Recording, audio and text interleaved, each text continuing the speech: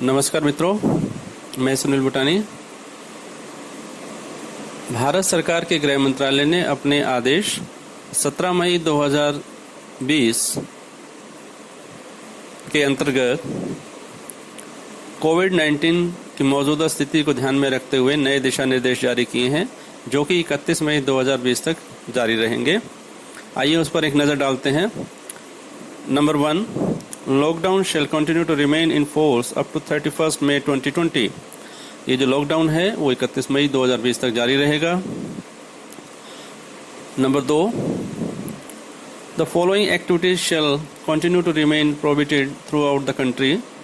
जो निम्नलिखित गतिविधियां हैं वो पूरे देश में प्रतिबंधित रहेंगी। इनमें क्या है? Number 1, all domestic and international air travel of passengers. सभी प्रकार की घरेलू और अंतर्राष्ट्रीय उड़ानें प्रतिबंधित रहेंगी, लेकिन except for domestic medical services, domestic air ambulance and for security purpose और purposes as permitted by MHA। यानी सभी घरेलू और अंतर्राष्ट्रीय उड़ानें प्रतिबंधित रहेंगी, लेकिन जो मेडिकल सेवाओं में और या मेडिकल जो घरेलू एयर एम्बुलेंस के तौर पे जो फ्लाइट्स हैं या जो सेवाएं हैं वो जारी रहेंगी। और इसके अलावा MHA जिस भी किसी प्रयोजन के लिए इस तरह की अनुमति देगा उड़ान की, तो वो उड़ानें चलाई जा सकेंगी। Number 2, metro rail services. Metro rail सेवाएं भी 31 मई तक प्रतिबंधित रहेंगी, नहीं चलेंगी।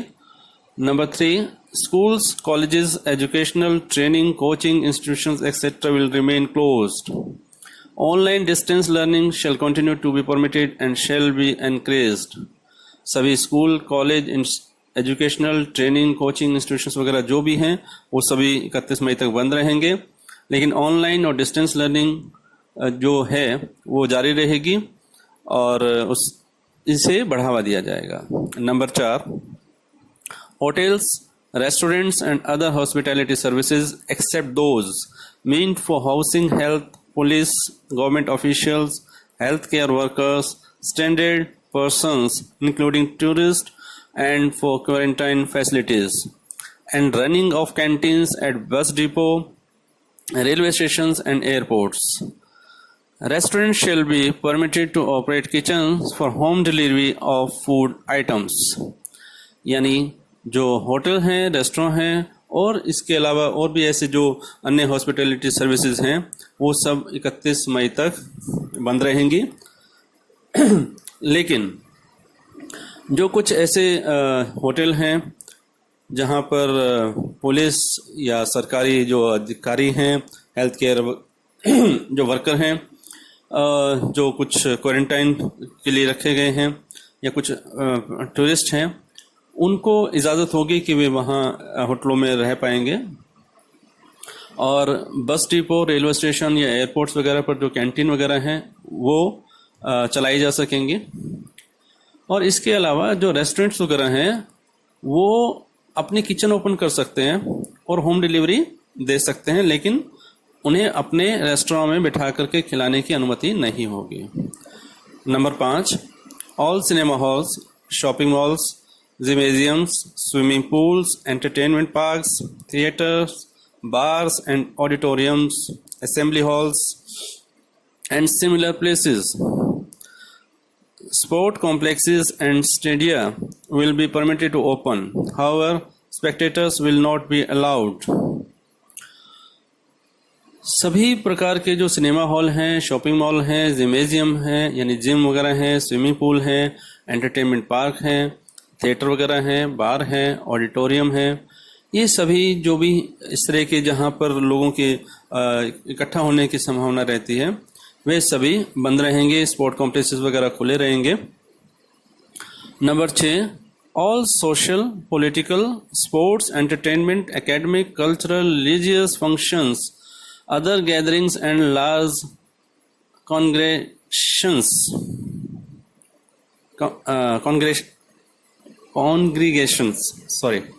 तो ये जो सभी सामाजिक, राजनीतिक और खेलकूद और मनोरंजन और शिक्षा, सांस्कृतिक, धार्मिक कार्यक्रम जो भी हैं जिनमें लोगों के इकट्ठे होने की संभावना रहती है, वे सभी प्रतिबंधित रहेंगे 31 मई तक।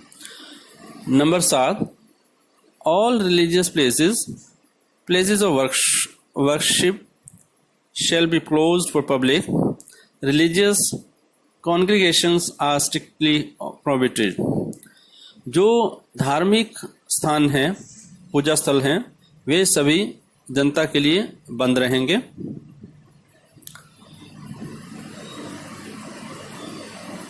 Number 3, the following activities shall be permitted with restrictions except in the containment zone.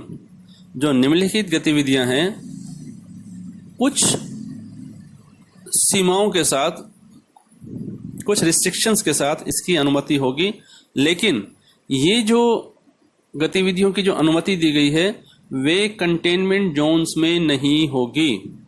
ये गतिविधियां कंटेनमेंट जोन में नहीं चलाई जा सकेंगी। उनमें क्या है? Number 1, interstate movement of passenger vehicles and buses with mutual consent of the states UTs involved। यानी एक राज्य से दूसरे राज्य के बीच में जो पैसेंजर व्हीकल्स हैं, जैसे बस है या और कुछ वाहन है या बसेस हैं, वो दो राज्यों के बीच या जो यूटीज वगैरह हैं, जो केंद्र शासित जो क्षेत्र होते हैं, प्रदेश होते हैं, उनके बीच में आपसी जो सहमति होगी उसके आधार पर वे इंटरस्टेट जो व्हीकल हैं वो चलाए जा सकेंगे। Number 2, intrastate movement of passenger vehicles and buses as decided by the states and UTs. इसमें भी वही बात है कि जो यात्री वाहन है वो एक स्टेट से दूसरे स्टेट में जा सकेंगे, जैसा कि राज्य या यूटीज जो हैं, जो केंद्र शासित प्रदेश हैं, वो आपस में जैसा भी वो निर्णय करेंगे उसके हिसाब से वे वाहन चलाए जा सकेंगे।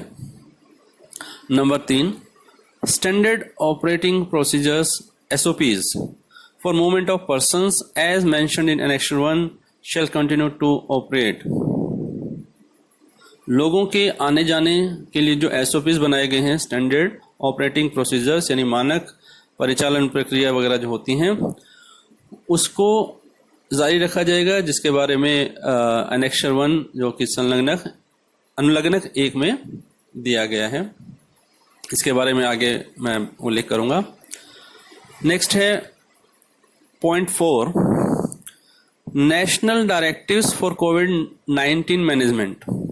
इस संबंध में नेशनल डायरेक्टिव्स फॉर कोविड-19 management as specified in Annex 2 shall be followed throughout the country. यानी अनुलग्नक 2 जो इस गाइडलाइन के साथ दिया गया है, उसमें जो भी राष्ट्रीय निर्देश दिए गए हैं कोविड-19 को मैनेज करने के लिए, उसके प्रबंधन के लिए, वो पूरे देश में जारी रहेंगे। इसके बारे में Annex 2 के बारे में, अनुलग्नक 2 के बारे में मैं आगे आपको बताऊंगा। Number 5, containment buffer red, green and orange zones. इसमें बताया गया है number 1, the delineation of red, green and orange zones will be decided by the respective state and UT governments after taking into consideration the parameters shared by Ministry of Health and Family Welfare, Government of India। इसमें कहा गया है कि जो राज्य सरकारें हैं और जो यूटीज हैं, वे स्वास्थ्य मंत्रालय भारत सरकार द्वारा जो पैरामीटर्स बनाए गए हैं, जो मानदंड निर्धारित किए गए हैं, उन पर विचार करने के बाद अपने यहाँ पर रेड, ग्रीन, ऑरेंज जोन का निर्णय कर पाएंगे। ये अधिकार राज्यों को दिया गया है, लेकिन उन्हें स्वास्थ्य मंत्रालय की जो पैरामीटर्स हैं उनको ध्यान में रखना होगा। इसमें number 2, within the red and orange zones, containment zones and buffer zones will be demarcated by district authorities after taking into the consideration the guidelines of MOHFW। इसमें ये कहा गया है कि जो स्वास्थ्य मंत्रालय द्वारा दिशा निर्देश जारी किए गए हैं उनको ध्यान में रखते हुए जो डिस्ट्रिक्ट अथॉरिटीज हैं, जैसे DM वगैरह, डिस्ट्रिक्ट मजिस्ट्रेट वगैरह होते हैं, वो निर्धारित करेंगे कि कौन सा रेड जोन हो, कौन सा ऑरेंज जोन हो, कौन सा कंटेनमेंट जोन हो, कौन सा बफर जोन हो। तो यानी इनका जो निर्धारण का जो अधिकार हैं वो डिस्ट्रिक्ट अथॉरिटीज को दे दिए गए हैं, जो कि सामान्य तौर पर डिस्ट्रिक्ट मजिस्ट्रेट, डीएम जिसे हम बोलते हैं, वो होते हैं। ठीक है। Next point 3, in the containment zones only essential activities shall be allowed. There shall be strict perimeter control to ensure that there is no movement of people in or out of these zones except for medical emergencies and for maintaining supply of essential goods and services. Guidelines of MOHFW shall be taken into consideration for the above purpose. इसमें ये कहा गया है कि जो containment zone है उनमें सिर्फ जो बहुत ज़रूरी गतिविधियां हैं वही चलाई जाएंगी, उसी के लिए अनुमति होगी। और इसमें लोगों की जो आवाजाही है, जो इन क्षेत्रों में कंटेनमेंट जोन में, इसमें जो लोगों की आवाजाही है उसको प्रतिबंधित किया जाएगा, बहुत कंट्रोल किया जाएगा, उसको बहुत स्ट्रिक्टली उसको कंट्रोल करने का प्रयास किया जाएगा। लेकिन इसमें जो मेडिकल इमरजेंसीज हैं या जो एसेंशियल गुड्स हैं जैसे और सर्विसेज हैं, उसकी जो आपूर्ति है उसको बनाए रखने के लिए प्रयास किए जाएंगे। वो सुनिश्चित किया जाएगा कि इस तरह की सेवाएं कंटेनमेंट जोन में मिलती रहें। और इसमें यह भी कहा गया है कि ये जो कंटेनमेंट जोन के बारे में जो एक गाइडलाइन है, इसमें यह कहा गया कि जो मिनिस्ट्री ऑफ हेल्थ के जो गाइडलाइन है उसको ध्यान रखा जाएगा कंटेनमेंट जोन्स के बारे में, क्योंकि जैसा हम जानते हैं कि कंटेनमेंट जोन वाला जो एरिया होता है वो बहुत सेंसिटिव होता है, इसलिए वहाँ अनावश्यक लोगों की आवाजाही को रोकने का इसमें प्रयास किया गया है। लेकिन जो एसेंशियल सर्विसेज हैं और सर्विसेज एंड गुड्स हैं उनको इंश्योर किया जाएगा कि वे लोगों को, वहाँ के लोगों को मिले। और अगर किसी को मेडिकल इमरजेंसी होती है तो वे उनको इजाज़त होगी कि वे इस एरिया में मूवमेंट कर सकते हैं। Number 4, in the containment zones there shall be intensive contact tracing, house to house surveillance and other clinical interventions as required. वो कह रहे हैं जो कंटेनमेंट जोन है वहाँ पर बहुत ज़्यादा ध्यान दिया जाएगा, घर घर जाकर निगरानी रखी जाएगी, पूछताछ की जाएगी और क्लिनिकल इंटरवेंशन और जो कुछ चिकित्सीय सुविधाएं उनको देने की आवश्यकता होगी या उनको कोई ट्रीटमेंट देने की आवश्यकता होगी ज़रूरत के साथ, तो वो उनको दी जाएगी। इसी में नंबर 6, इसी में मतलब एक नया पॉइंट जो number 6, night curfew. The movement of individuals shall remain strictly prohibited between 7 PM to 7 AM except for essential activities.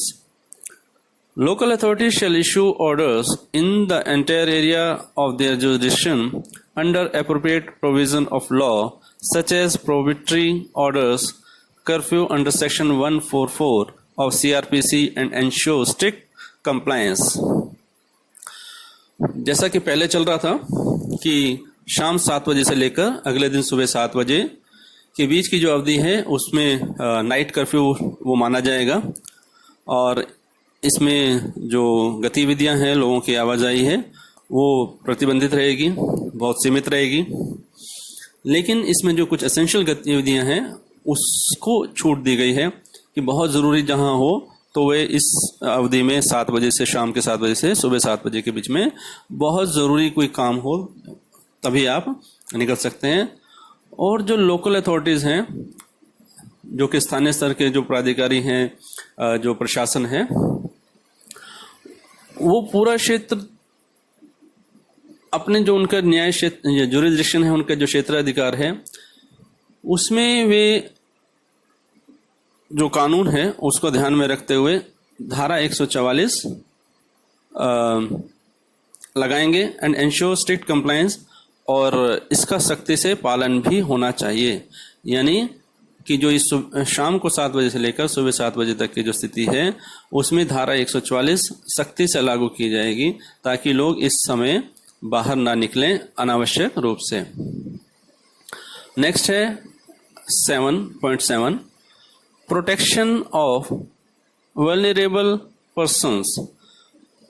Persons above 65 years of age, persons with comorbidities, pregnant women and children below the age of 10 years shall stay at home except for essential and health purposes.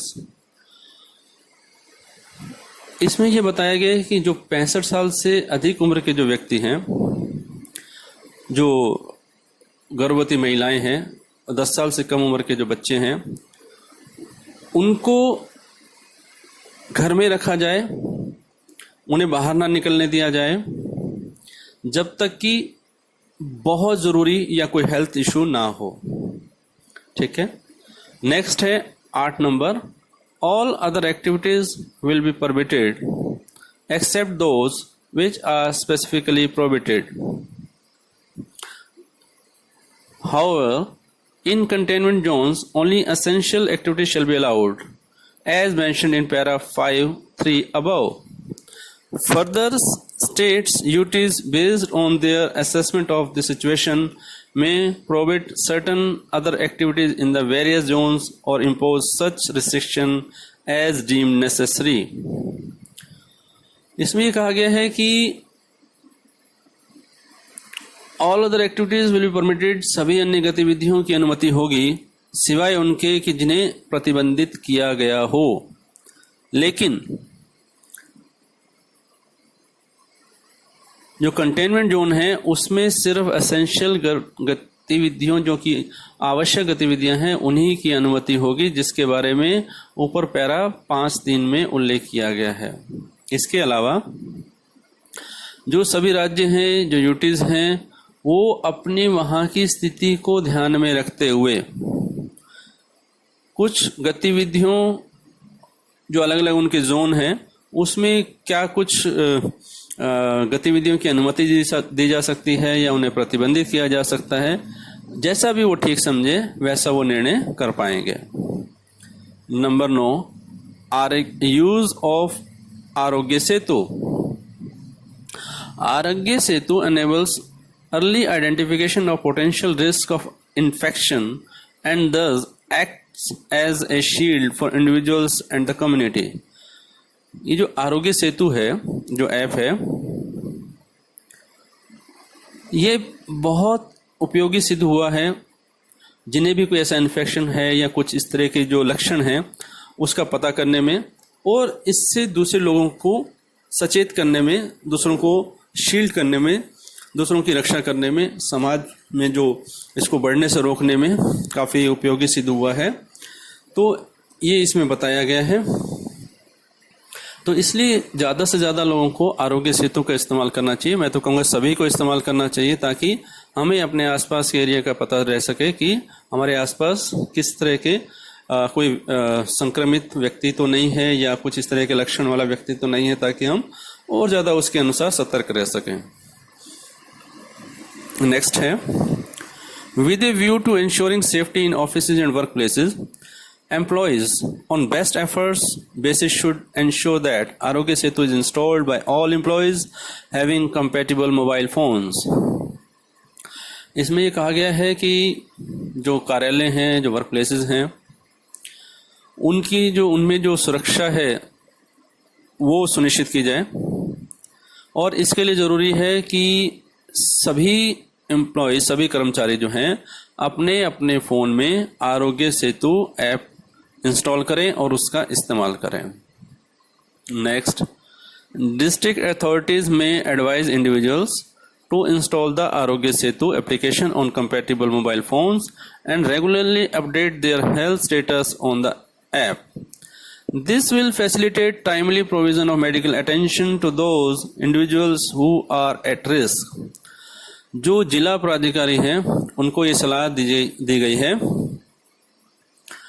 कि वे जो सभी लोग आरोग्य सेतु को install करें अपने अपने phone में, और रेगुलरली उसमें अपना जो हेल्थ स्टेटस है वो भी अपडेट करें. जैसा कि हम जानते हैं कि उस ऐप में लक्षणों के बारे में बताया गया है कि अगर हमें कोई खांसी है, किसी को बुखार है या कुछ ऐसा है, जो भी वास्तविक स्थिति है, आप उसको उसमें फीड कीजिए और उसके हिसाब से जो सरकार तक वो संदेश पहुंचेगा कि हाँ इस एरिया में या इस तरह के जो है वहाँ पर कुछ संभावित केस हो सकते हैं या कुछ इस तरह की समस्या आ रही है, तो वो आपको अटेंड करेंगे या आप वहाँ तक पहुँच पाएंगे और अपनी उनकी सुविधा ले पाएंगे, स्वास्थ्य सुविधा ले पाएंगे।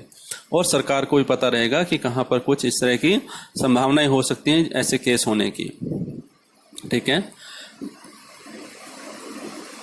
This will facilitate timely provision of medical attention to those individuals who are at risk, यानी जिन लोगों को भी कुछ ऐसा कोरोना होने का जोखिम होगा तो उनको तुरंत जो है वो चिकित्सा सुविधा उपलब्ध कराई जा सकेगी।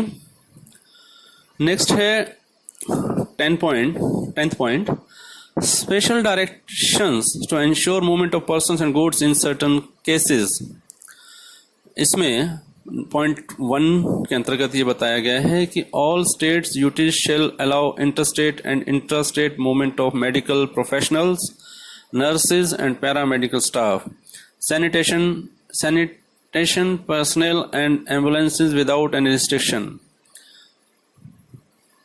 जिसमें सभी राज्यों को और जो यूटीज हैं, जो केंद्र शासित प्रदेश हैं, उन सबको ये कहा गया है कि जो मेडिकल प्रोफेशनल्स हैं, डॉक्टर्स वगैरह, नर्सेज, पैरामेडिकल स्टाफ और जो सफाई कर्मचारी हैं, एम्बुलेंस के जो कर्मचारी हैं, उन सबको बिना किसी रोक टोक के एक राज्य से दूसरे राज्य में आने जाने की अनुमति दी जाए। नेक्स्ट पॉइंट है all states UTs shall allow interstate movement of all types of goods cargo including empty trucks. सभी राज्यों और जो केंद्र शासित प्रदेश हैं वे सभी प्रकार के जो गुड्स या कार्गो हैं, सामान हैं, और जो उनसे भरे हुए जो ट्रक होते हैं या खाली ट्रक होते हैं, उन सबको वे अनुमति प्रदान करेंगे कि वे एक राज्य से दूसरे राज्य में जा पाए। नेक्स्ट पॉइंट है no state UT shall stop the movement of any type of goods oblique cargo for cross land border trade under treaties with neighbouring countries. इसमें यह कहा गया है कि कोई भी राज्य या केंद्र शासित प्रदेश ऐसे किसी भी सामान या कार्गो को एक देश से दूसरे देश में जाने से नहीं रोकेगा, जो हमारे पड़ोसी देश हैं उनके साथ जो हमारी संधियां हुई हैं उसके तहत अगर कोई सामान भेजा जा रहा है तो उसे वे नहीं रोकेंगे, उनके आवागमन को सुचारू रखेंगे। नेक्स्ट है 11th point strict enforcement of the guidelines, दिशा निर्देशों का सख्ती से पालन। इसमें नंबर 1 है state UT government shall not dilute these guidelines issued under the disaster management act 2005 in any manner. कोई भी राज्य या केंद्र शासित प्रदेश की सरकार इन आपदा प्रबंधन अधिनियम 2005 के अंतर्गत जारी किए गए इन दिशा निर्देशों में ढिलाई नहीं बरतेगी किसी भी प्रकार से। Next all the district magistrates shall strictly enforce the above measures. जो भी ये उपाय किए गए दिशा निर्देशों में उनको सख्ती से लागू करने की जो जिम्मेदारी है वो डिस्ट्रिक्ट मैजिस्ट्रेट्स की है, जिलाधीशों की है, वे इसे सख्ती से लागू करेंगे। Next in order to implement these measures district magistrates will deploy executive magistrates as incident commanders in the respective local jurisdiction. The incident commander will be responsible for the overall implementation of these measures in their respective jurisdiction. इसमें यह है कि इन नियमों को, इन उपायों को, इन दिशा निर्देशों को जो लागू करने का जो मुख्य रूप से जिसकी जिम्मेदारी है वो डिस्ट्रिक्ट मजिस्ट्रेट होते हैं, जिलाधीश होते हैं। वे इन उपायों को सख्ती से लागू करने के लिए, इम्प्लीमेंट करने के लिए एग्जीक्यूटिव मजिस्ट्रेट्स, कार्यकारी जो मजिस्ट्रेट होते हैं, उनकी नियुक्ति करेंगे। एज ए इंसिडेंट कमांडर के तौर पर उनकी नियुक्ति करेंगे, उन्हें तैनात करेंगे respective in the respective local jurisdiction, जो भी स्थानीय उनके क्षेत्र अधिकार के कुछ एरिया होंगे, अलग अलग एरिया के लिए वो जो इंसिडेंट कमांडर के तौर पे एग्जीक्यूटिव मजिस्ट्रेट तैनात किए जाएंगे। और जो इंसिडेंट कमांडर होगा वो रिस्पॉन्सिबल होगा इन सभी जो मेजर्स हैं, जो ये उपाय किए गए उनको लागू करने के लिए। ठीक है।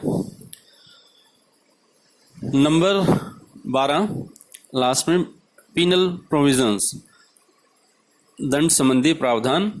Any person violating these measures will be liable to proceed against as per the provision of Section 51 to 60 of the Disaster Management Act 2005. Besides legal action under Section 188 of the IPC and other legal provisions as applicable. Extracts. All these penal provisions are Annexure 3. यानी इसमें जो अगर कोई दिशा निर्देशों का पालन नहीं करता है तो उनके खिलाफ जो दंडात्मक कार्रवाई की जा सकती है उसका उल्लेख इसमें किया गया है कि जो आपदा प्रबंधन अधिनियम 2005 की जो धारा 51 से लेकर के जो 60 के बीच में जो प्रावधान किए गए हैं वे उन लोगों पर लागू होंगे जो इसका उल्लंघन करेंगे। इसके अलावा इंडियन पिनल कोड, भारतीय दंड संहिता की धारा 188 के तहत भी कानूनी कार्रवाई की जा सकेगी। और ये जो दंड के प्रावधान है इसके बारे में एनेक्सर 3 यानी अनुलग्न 3 में इसके बारे में बताया गया है, जिसके बारे में अभी बताऊंगा आपको। तो ये थे हमारे जो दिशा निर्देश। अब हमने यहाँ पर बात की थी एनेक्सर 1, 2, 3 की। तो एनेक्सर 1 में क्या कहा गया है, उसमें जो हमारा अनुलग्न 1 है उसमें standard operating procedure issued by MHA, उसमें क्या है, उसमें SOP on transit arrangement for foreign nationals in India issued vide order dated 2 अप्रैल 2020, यानी जो विदेशी नागरिक हैं भारत में उनके आने जाने के बारे में जो SOP तैयार किए गए हैं वो जो 2 अप्रैल 2020 द्वारा जो निर्धारित किए गए थे वही जारी रहेंगे। SOP on movement of standard labour within state UTs issued vide order April 19, 2020। राज्यों और केंद्र शासित प्रदेशों के बीच में जो लेबर के जो मूवमेंट के बारे में जो SOP बनाए गए थे आदेश 19 अप्रैल 2020 के आदेश द्वारा वे जारी रहेंगे। SOP on sign on and sign off on of Indian seafarers issued wide order dated April। तो इसके बारे में यानी जो एनेक्सर 1 है इसके बारे में जो समय समय पर जो MHA यानी गृह मंत्रालय द्वारा जो SOPs बनाए गए हैं उनका उल्लेख किया गया है। समय समय पर जो आदेश जारी हुए हैं उन्हीं का उल्लेख किया गया है कि वे प्रभावी रहेंगे।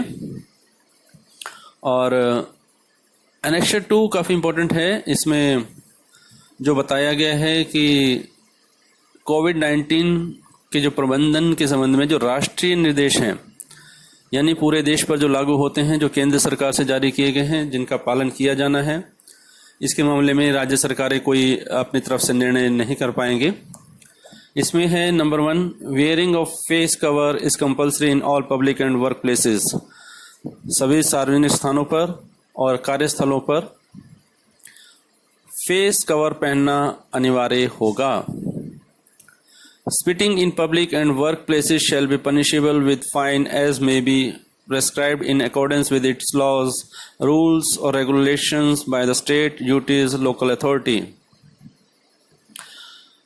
इसमें यह है कि जो सार्वजनिक स्थानों पर या वर्क प्लेसेस पर अगर कोई थूकता है तो उस पर जुर्माने की कार्रवाई की जा सकेगी। और जुर्माना जो भी संबंधित राज्य सरकार है या यूटीज वगैरह हैं, लोकल अथॉरिटीज़ हैं, वो जो भी उनके कानून के तहत जो भी उन्होंने दंड का प्रावधान रखा होगा वह दंड लगाया जाएगा। Number 3, social distancing shell be followed by all persons in public places and in transport. सभी प्रकार के जो सार्वजनिक स्थान हैं और जो ट्रांसपोर्ट जो सुविधाएं हैं उनमें सोशल डिस्टेंसिंग का ध्यान रखा जाएगा। Number 4, marriage related gathering shall ensure social distancing and the maximum number of guest allowed shall not be more than 50। यानी शादियां हो सकेंगी लेकिन इसमें सोशल डिस्टेंसिंग का ध्यान रखना होगा और 50 से अधिक व्यक्तियों को, मेहमानों को इकट्ठा होने की इजाज़त नहीं होगी, 50 से ज़्यादा नहीं होगी। यानी अधिकतम 50 मेहमान हो सकते हैं किसी भी शादी में और उसमें सोशल डिस्टेंसिंग का ध्यान रखा जाएगा। Number 5, funeral last rites related gathering shall ensure social distancing and the maximum numbers allowed shall not be more than 20। जब किसी का देहांत हो जाता है तो अंत्येष्टि के समय में सोशल डिस्टेंसिंग का ध्यान रखा जाएगा और ऐसे अंत्येष्टि में 20 से अधिक लोगों को इकट्ठा होने की अनुमति नहीं होगी। Number 6, consumption of liquor, paan, gutkha, tobacco etcetera in public places it's not allowed. शराब, पान, गुटखा, तंबाकू आदि जो वस्तुएं हैं इनको सार्वजनिक स्थानों पर, सार्वजनिक जगहों पर इसका इस्तेमाल नहीं किया जाएगा। Number 7, shops will ensure minimum 6 feet distance, 2 गज की दूरी among customers and shall not allow more than 5 persons at the shop. यानी दुकानें खुलेंगी लेकिन उन्हें 6 फीट के डिस्टेंस का ध्यान रखना होगा, जिसे 2 गज दूरी कहा गया है कस्टमर्स के बीच। यानी 2 कस्टमर हैं तो उनके बीच में 6 फीट का डिस्टेंस होना चाहिए और एक समय पर एक दुकान पर 5 से अधिक व्यक्ति नहीं होने चाहिए। Additional directives for work places, जो वर्क प्लेसेस हैं, जो कार्यस्थल हैं, उसके लिए कुछ अलग से निर्देश दिए गए हैं। वे हैं जो कंटिन्यूशन में है, point number 8, as far as possible the practice of work from home should be followed. जहाँ तक संभव हो घर से काम करने की जो प्रैक्टिस है उसी को फॉलो किया जाए। Number 9, staggering of work business hours shall be allowed in offices, work places, shops, markets and industrial commercial establishments. जो कार्यालय हैं, वर्क प्लेसेस यानी जो कार्यस्थल हैं, दुकानें हैं, मार्केट हैं, इंडस्ट्रियल और कमर्शियल एस्टेब्लिशमेंट्स हैं, उसमें जो काम के घंटे हैं उनमें थोड़ा बदलाव किया जाए। यानी एक शिफ्ट अगर 9 बजे, कुछ लोग 9 बजे से आए, कुछ 10 बजे से आए, कुछ 11 बजे से आए और उसके बाद उसी हिसाब से उनको 1-1 घंटे बाद छोड़ा जाए, तो ताकि लोग एक ही समय पे ज़्यादा से ज़्यादा इकट्ठे ना हों और जो मूवमेंट है वो ठीक रहे, जिससे कि संक्रमण की जो आशंका है वो कम से कम हो। Point 10, provision for thermal scanning, hand wash and sanitizer will be made at all entry and exit points and common areas। जो भी एंट्री और एग्जिट पॉइंट्स हैं या जो कॉमन एरिया है जहां सामान्य तौर पर सब लोग आते जाते हैं, वहां पर थर्मल स्कैनिंग करना, यानी जो दूर से थर्मल स्कैनिंग करके जो तापमान शरीर का मापा जाता है, थर्मल स्कैनिंग, हैंड वॉश और सैनिटाइज़र का इस्तेमाल किया जाएगा। यानी हम कार्यालय में या किसी ऐसी दुकान पे या किसी ऐसी जगह पे जाते हैं और वहाँ पर हमें इन सब चीज़ों का ध्यान रखना होगा। थर्मल स्कैनिंग वहाँ होनी चाहिए, हैंड वॉश होना चाहिए, सैनिटाइज़र होना चाहिए। Point 11, frequent sanitisation of entire work place, common facilities and all points which come into human contact, for example door handles etc shall be ensured including between shifts। वो कह रहे हैं कि जो वर्क प्लेसेस हैं या कॉमन फैसिलिटीज़ हैं जहाँ पर सामान्य तौर पर जो लोग आते जाते हैं, आवाजाही है, कॉमन फैसिलिटीज़ लाइक वो वॉशरूम वगैरह हम कह सकते हैं या कुछ ऐसी जगह, and all points which come into human contact, ऐसी जगह जहाँ पर लोगों का जो संपर्क है ज़्यादा से ज़्यादा हो सकता है। जैसे डोर हैंडल्स, हम जब आते हैं जाते हैं दरवाज़ा खोलते हैं बंद करते हैं, और कुछ ऐसी और जगह जहाँ पर हाथों का संपर्क होता है और दूसरे व्यक्ति को उससे संक्रमण होने की आशंका रहती है, तो ऐसी जगहों पर बार बार सैनिटाइजेशन किया जाएगा, बार बार उस जगह की सफाई की जाएगी। इस चीज़ का खास तौर पे ध्यान रखा जाएगा। Point 12, all persons in charge of workplaces shall ensure social distancing through adequate distance between workers, adequate gaps between shifts, staggering the lunch breaks of staff, etc. यानी जो वर्क प्लेसेस हैं, जो वर्क प्लेसेस के जो सभी जो व्यक्ति हैं, जो इंचार्ज हैं, वो ये सुनिश्चित करेंगे कि जो वर्कर्स हैं यानी जो कामगार हैं उनके बीच में पर्याप्त दूरी हो। एडुकेट गैप्स बिटवीन शिफ्ट्स, एक शिफ्ट और दूसरी शिफ्ट के बीच में कुछ समय का गैप हो। अगर कोई शिफ्ट पहले 10 बजे या 12 बजे कोई ख़त्म होती थी और 12:05 पे ही दूसरी शुरू हो जाती थी, तो ऐसा ना करके अगर एक शिफ्ट 12 बजे ख़त्म हो रही है तो दूसरी शिफ्ट 1 बजे शुरू हो, ताकि लोग आपस में संपर्क में ना आए। और staggering the lunch breaks of staff, यानी जो स्टाफ का जो लंच ब्रेक का जो टाइमिंग है उसमें भी फेरबदल कर सकते हैं। किसी का लंच टाइम 11 बजे कर दिया जाए, कुछ स्टाफ का, कुछ का 12 बजे, कुछ 1 बजे, कुछ 2 बजे, ताकि ज़्यादा से ज़्यादा जो लोग एक साथ इकट्ठा ना हों। और नेक्स्ट जो नेक्स्ट 3 था, उसमें लॉकडाउन का जो मेजर्स हैं, जो उपाय किए गए हैं, उसका अगर कोई उल्लंघन करता है तो उसके बारे में जो कुछ दंड के प्रावधान किए गए हैं उसके बारे में बताया गया है। जैसे मैंने बताया था कि डिज़ास्टर मैनेजमेंट एक्ट 2005 के सेक्शन 51 से लेकर के 60 तक के बारे में उसमें उल्लेख किया गया है। पनिशमेंट फॉर फॉल्स क्लेम, अगर कोई गलत क्लेम करता है, गलत बात कह करके सुविधाओं का या जो छूट दी जाती है उसका लाभ लेता है, तो उसमें कुछ पनिशमेंट का वो है। और punishment for miss appropriation of money और मटेरियल्स एक्सेट्रा, यानी जो भी कुछ धनराशि या सामग्री वगैरह है उसका गलत तरीके से कोई इस्तेमाल करता है तो उसके लिए दंड का प्रावधान है।